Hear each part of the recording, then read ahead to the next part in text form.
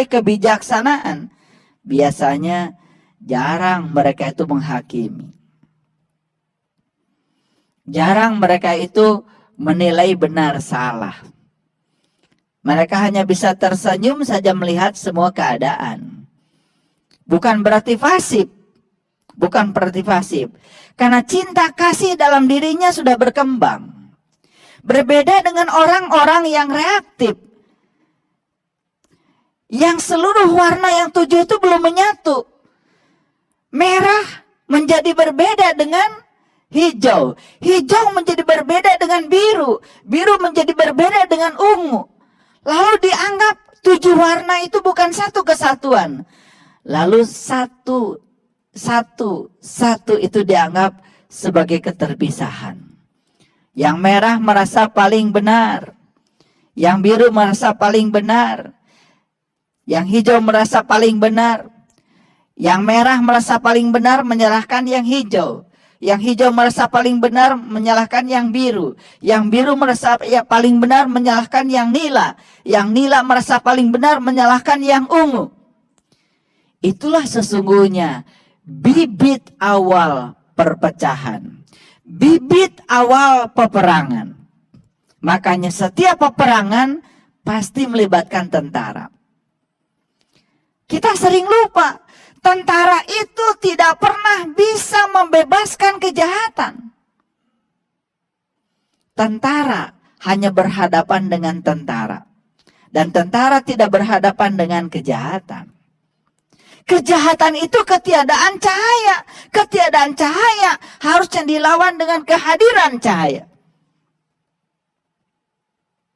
Penjara tidak pernah menghadirkan cahaya.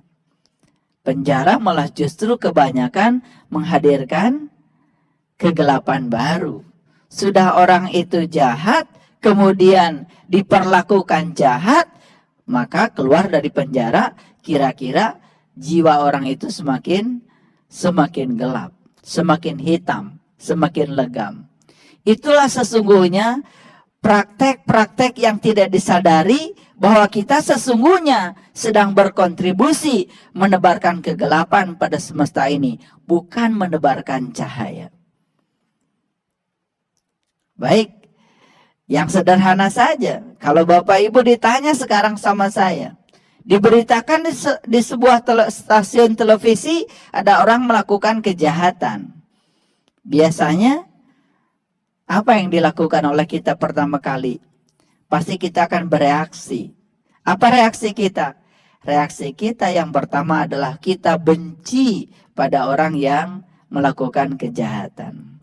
Tapi ketika kita sadar bahwa sesungguhnya melakukan kejahatan karena ketiadaan cahaya, berarti orang itu butuh apa? Bukan butuh kebencian dari kita, butuh cahaya dari kita. Itulah bedanya barangkali para nabi dengan para rasul, perjuangannya dengan kita. Kalau Nabi Muhammad ya menyatakan kalau dalam sebuah peperangan, kalau orang itu sudah menyerah, jangan disakiti. Karena beliau tidak berperang, tapi sedang menghadirkan cahaya. Cahaya cinta kasih. Yang sedang diperangi bukan orang jahat. Yang diperangi adalah kejahatannya. Orangnya tidak diperangi. Tapi sekarang yang terjadi apa? Kita melakukan tindakan yang sebaliknya. Justru yang kita perangi adalah orangnya. Kejahatannya tidak pernah diurus. Itu sebabnya Bapak Ibu, kalau kita ambil contoh-contoh, ternyata kegelapan itu sudah merambah di seluruh aspek kehidupan. Bahkan mungkin kegelapan ini secara tidak disadari juga berada di tempat-tempat yang diduga sebelumnya oleh kita, tempat-tempat di mana di situ ada cahaya. Mungkin ya, kita menduga di tempat itu ada cahaya. Mungkin kita menduga, oh ini adalah tempat di mana ada orang-orang sedang berbicara tentang ya kebenaran misalkan. Dianggap di situ ada cahaya. Tapi ternyata ketika kebenaran disalahgunakan, kebenaran bisa membuat seseorang menjadi menjadi buta dengan kebenarannya. Ketika kebenaran itu disalah tafsirkan, maka yang ada adalah kegelapan. Nah, oleh karena itu, kapan ya jiwa itu akan mudah melakukan kejahatan? Jiwa yang kehilangan sentuhan dari ruhnya, jiwa yang kehilangan sumber cahayanya, maka jiwa yang semacam itu memiliki kemampuan besar untuk melakukan kejahatan seperti warna hitam. Karena apa? Hitam itu ketiadaan cahaya. Begitu sang jiwa tidak mendapatkan akses dari sang maha jiwa, maka dia tidak mendapatkan cahaya. Nah, oleh karena itu bukan sebuah omong kosong bahwa sesungguhnya jiwa kita ini bisa melakukan akses ke diri yang lebih tinggi, bahkan sampai kepada ruh yang utuh. Cuman ini jarang dibicarakan, jarang diajarkan. Karena dianggap kalau kita sudah melakukan ritual, walaupun tanpa kesadaran, kita sudah selesai dari sebuah kewajiban. Padahal di sini yang paling penting bagaimana jiwa ini mengakses sumbernya yang asli, sumber cinta kasih yang lebih tinggi. Bagaimana caranya? Sesungguhnya kalau kita mau jujur, isi semua kitab suci itu di dalamnya adalah bagaimana caranya jiwa yang tadi itu mengakses ruhnya. Kehadiran para penuntun, ya, para penuntun, para guru, sesungguhnya cuma satu. Mengajarkan bagaimana caranya jiwa memiliki akses kepada ruhnya. Apakah kita pernah diajarkan bagaimana cara mengakses ruh dengan jiwa kita? Selama ini tidak diajarkan, maka jiwa kita tidak akan pernah mendapatkan aliran cinta kasih dari ruhnya. Oleh karena itu, maka sang jiwa akan mudah sekali melakukan kejahatan. Itu sebabnya kalau diberikan dua pilihan, mana yang akan kita pilih? Mengampuni atau marah? Pasti kita akan pilih mengampuni. Kalau ditanya seperti itu, pasti pilihannya kan seperti itu. Walaupun kenyataannya ketika ada orang yang jahat kepada kita, kalau sekarang misalkan saya melakukan kejahatan pada Bapak Ibu,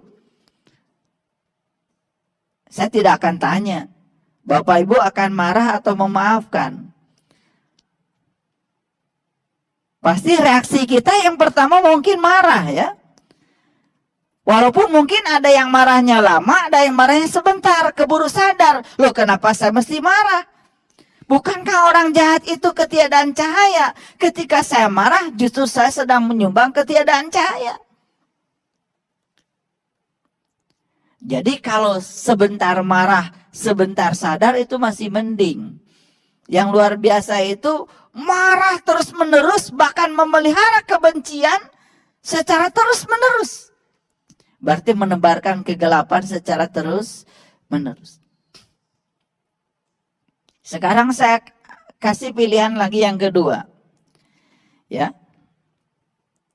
Menyalahkan atau memahami. Pasti akan memilih memahami. Teorinya kan begitu. Betul? Tapi kalau ada orang yang jahat, diberitakan ada orang jahat. Saya tanya Bapak Ibu sekarang.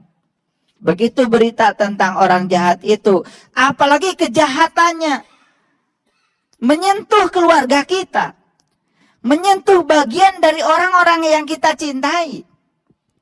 Kan beda ya. Kalau ada orang melakukan kejahatan pada orang lain dan bukan keluarga kita, bahkan tidak ada hubungan dengan kita, mungkin marah kita tak sebesar kalau kejahatan itu menyentuh keluarga kita atau menyentuh orang-orang yang kita sayangi. Kan beda ya, kualitasnya beda. Sekarang pertanyaan saya, seandainya ada orang melakukan kejahatan pada orang lain, dan orang yang ditindas itu bukan keluarga kita. Saya akan tanya Bapak Ibu. Bapak Ibu akan memahami atau menyalahkan? Mungkin jawabannya sementara ya, memahami ya, daripada menyalahkan. Kan terjadinya bukan pada keluarga kita. Tapi kalau dari sisi spiritual, apakah kita sedang melakukan kejahatan? Yes, kita sedang berkontribusi melakukan kejahatan. Dan kita tidak berkontribusi apa-apa untuk membangun cahaya pada semesta ini. Yang kedua, pertanyaan saya. Seandainya kejahatan itu dilakukan oleh orang jahat pada orang yang sangat kita sayang, barangkali reaksinya akan berbeda. Kecenderungan untuk memahami bahkan tidak ada mungkin. Yang ada pasti menyalahkan. Dan kalau kita memilih marah daripada memaafkan, memilih menyalahkan daripada memahami, sesungguhnya kita sedang memilih karma negatif untuk jiwa kita. Dan karma negatif itu tiada lain adalah kegelapan. Otomatis ya, sang jiwa ini akan jatuh terkoyak. Nah, untuk naik lagi jiwa ini mencapai ruh yang utuh, itu perlu waktu yang sangat lama. Itu sebabnya jiwa yang semacam ini untuk mencapai sebuah kesadaran mungkin perlu mengalami 200 kali pengalaman fisik yang menyakitkan. Mohon maaf, saya mau kasih ilustrasi yang sederhana. Ada sebuah peristiwa, misalnya sederhana saja, kita kehilangan barang, kehilangan sepeda lah, kehilangan sepeda. Waktu kita kehilangan sepeda, apa reaksi kita? Marah? Kesel? Benci sama orang yang mengambil sepeda itu? Benci pasti. Apa yang terjadi? Besoknya kehilangan sepeda motor. Apa reaksi kita berikutnya? Marah? Marah. Sumpah serapah? Pasti. Benci? Benci banget. Apalagi sekarang sepeda motor. Berikutnya akan kehilangan apa? Kehilangan mobil. Marah? Marah. Benci? Benci. Sumpah serapah? Ya. Menyalahkan? Pasti. Sedang menebarkan apa kita? Kegelapan. Berikutnya akan kehilangan apa? Dan terus menerus akan kehilangan. Sampai 200 kali kehilangan, ternyata nggak sadar-sadar. Mungkin akan ditambah 200 kali berikutnya. Sebelum sadar bahwa sesungguhnya itu bukan kehilangan.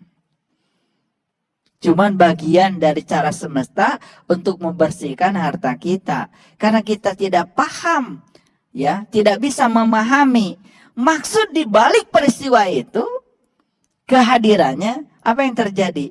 Kita terus-menerus terjerembab dalam kegelapan. Itu sebabnya orang yang jiwanya tadi sudah jatuh ke bawah dalam kegelapan, untuk naik pada kesadaran yang lebih tinggi, mungkin harus melewati 200 kali atau 400 kali, 800 kali pengalaman fisik yang menyakitkan. Nah, bagaimana caranya supaya kita bisa sadar dan memahami tanpa harus mengalami pengalaman yang berulang-ulang tadi? Makanya ya, di dalam tradisi kita, dari leluhur kita, terutama para wali, mengajarkan lagunya Gundul Pacul. Pacul itu artinya papat kang ucul. Papat itu sesungguhnya apa? Yang pertama pendengaran, yang kedua penglihatan, yang ketiga penciuman, yang keempat pembicaraan. Itu baru 4 indranya. Dan ada satu indera lagi yang disebut dengan indera perasa yang namanya kulit. Makanya kita mengenal panca indera. Panca indera disebutnya five sensory. Sensor yang 5. Selama kita hanya menggunakan panca indera, yang kita lihat adalah data-data dari luar. Data dari luar itu bisa salah. Tadi kita bilang di tangan saya tidak ada bakteri, karena penglihatan kita terbatas. Begitu dilihat dengan mikroskop, ternyata di tangan saya banyak bakteri. Betul? Nah, selama kita bercokol dalam panca indera, selama itu pula data-data yang masuk di intelek kita, data dari panca indera, yang muncul adalah keterbatasan. Oleh karena itu, agama mengajarkan kepada kita untuk naik kelas berevolusi, memasuki multisensori. Apa multisensori? Melampaui panca indera. Manusia yang melampaui panca indera disebut manusia sarwa indera. Nah, manusia sarwa indera tidak mesti mengalami 200 kali pengalaman fisik yang menyakitkan untuk memahami sebuah peristiwa. Itu sebabnya manusia sarwa indera sudah berhubungan jiwanya dengan intelijensia yang lebih tinggi. Makanya Nabi Muhammad mengatakan, ma'rifat adalah modalku, akal pikiran sumber agamaku. Ma'rifat itu adalah ilmu yang akan memberikan akses jiwa kita pada intelijensia yang lebih tinggi. Itu sebabnya intelektual kita yang terbatas dinaikkan menjadi intelektual yang tanpa batas. Oleh karena itu belajar untuk memahami tidak mesti lewat realitas fisik yang menyakitkan berulang-ulang. Makanya ada orang cuman satu peristiwa terjadi, berikutnya peristiwa itu tidak terjadi lagi pada dia. Kenapa? Karena dia langsung bisa memahami.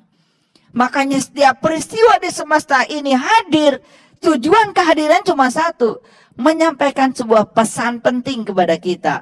Ketika pesan pentingnya tidak bisa kita tangkap, maka kita akan terus mengalami peristiwa yang sama. Baik, kalau ada orang yang melakukan tindakan buruk kepada kita, lalu kita hanya melihat tindakan buruk, maka selama itu pula orang yang tindakannya buruk akan hadir berulang-ulang. Tetapi kalau kita paham orang yang tindakannya buruk itu sesungguhnya hanya tangan kiri Allah sedang mengajarkan sesuatu kepada kita, apa pelajarannya dari tindakan buruk? Kalau ada orang melakukan tindakan buruk kepada kita, sakit hati nggak kita? Sakit hati nggak kita? Sakit hati.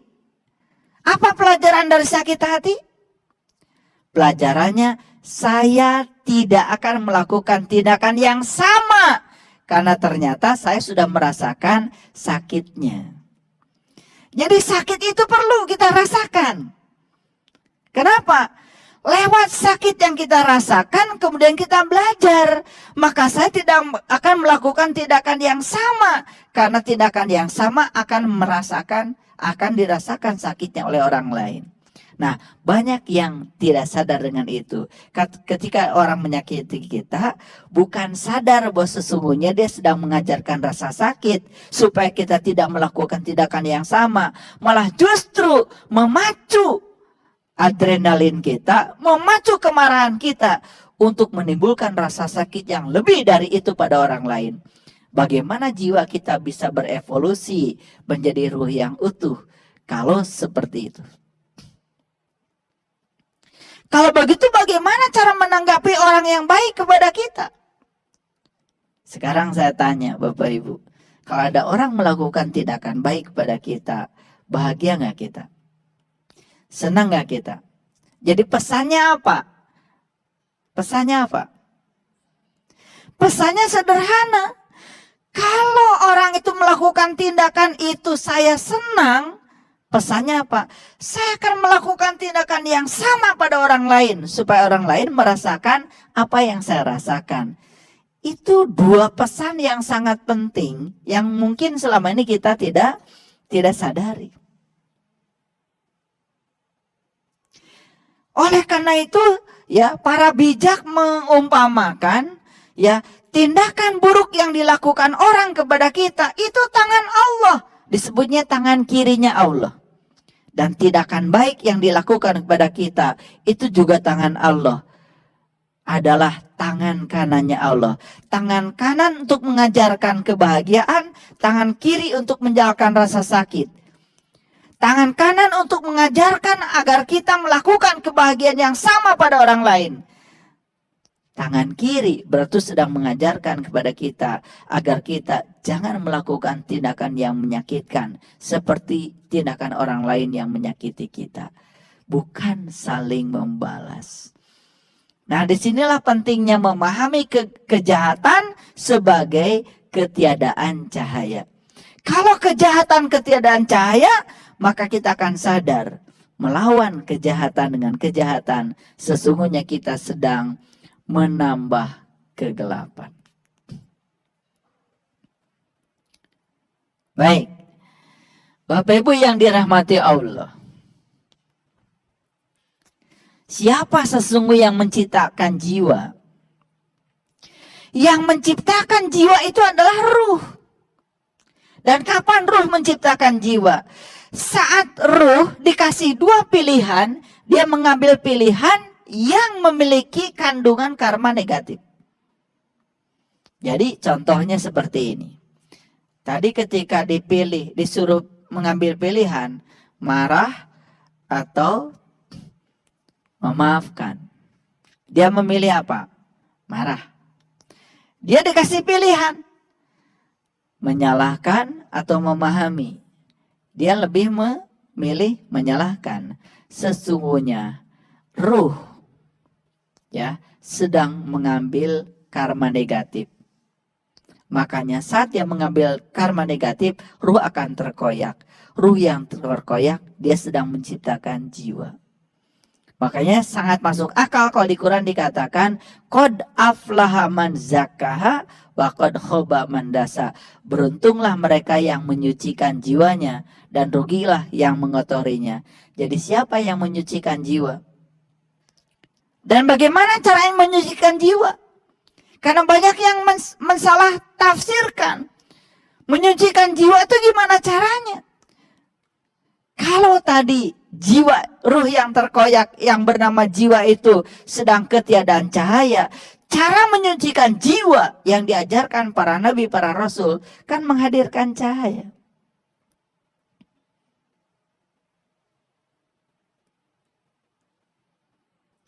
Apakah semua orang yang menyucikan jiwa sudah ada di jalur ini?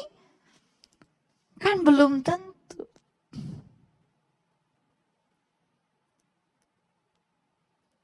Mohon maaf Bapak Ibu. Tubuh kita mau diwudukan sehari berapa kali? Selama tidak menghadirkan cahaya ke dalam jiwa kita, tidak akan pernah menjadi suci jiwa kita. Yang luar biasa kan doanya Nabi Muhammad. Saat Nabi Muhammad memercikkan air ke wajah, doanya tidak begini, ya Allah bersihkan wajahku dengan air ini, tidak. Apa doanya Nabi? Ya Allah putihkan wajahku dengan cahayamu. Yang dipercikan ke wajah kita adalah air fisik, tetapi doanya tidak itu. Ya Allah putihkan wajahku dengan cahayamu. Jadi air fisik itu hanya merupakan sarana, media untuk memudahkan kita berkomunikasi dengan alam tinggi. Sebetulnya yang sedang disucikan bukan wajah ini, tapi wajah batin kita. Pertanyaannya, berapa banyak orang yang wudhu di kesadaran ini? Ketika sedang membasuh tangan kanan, ya Allah, berikanlah kitab amalku lewat tanganku yang kanan ini. Ketika sedang membersihkan tangan kiri, ya Allah, tangan kiri, ya Allah, jangan kau berikan kitab amalku kepada tangan yang kiri ini. Ketika sedang membasuh kepala. Ya Allah, bersihkan pikiranku. Bukan bersihkan rambutku, bukan bersihkan kepalaku, bersihkan pikiranku. Alirilah pikiranku dengan cahayamu. Dan ketika sedang membasuh kaki, doanya tidak, ya Allah bersihkan kakiku yang kotor dengan daki ini, tidak. Tapi ya Allah, kuatkan kakiku agar aku bisa menempuh jalan sirat-Mu. Itu doanya Nabi. Kuatkan kakiku agar kaki ini bisa menempuh jalan sirat-Mu. Jalan siratal mustaqim-Mu. Jalannya orang-orang yang telah diberi nikmat, jalannya para nabi, para sidikin, para syuhada, jalannya para solihin. Itu doa yang sangat luar biasa. Kalau kita wudhu di kesadaran itu, baru yang tersentuh jiwa. Tapi kalau wudhu di kesadaran fisik, jiwa tidak pernah tersentuh. Apa jadinya? Jiwa tetap saja dalam kegelapan, tidak berevolusi untuk menjadi ruhnya yang utuh. Jadi